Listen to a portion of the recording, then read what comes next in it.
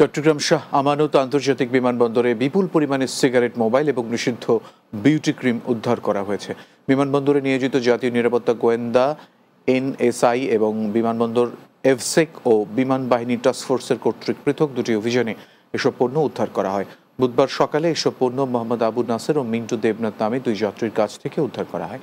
বিষয়টি নিশ্চিত করেন বিমানবন্দরের জনসংযোগ কর্মকর্তা প্রকৌশলী মোহাম্মদ ইব্রাহিম খলিল।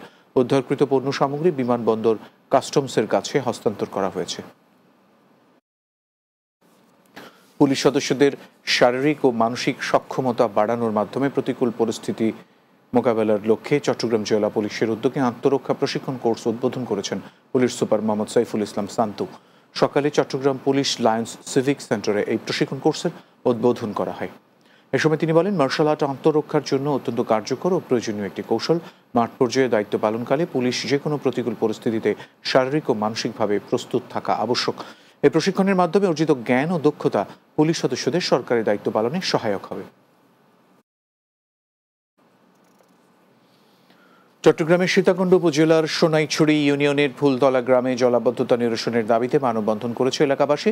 বুধবার সকালে ঢাকা চট্টগ্রাম মহাসড়কে মানববন্ধনে অংশ নেন শতাধিক গ্রামবাসী।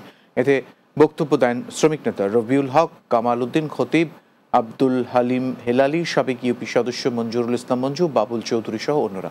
মানববন্ধন শেষে একটি বিক্ষোভ মিছিল অনুষ্ঠিত হয়।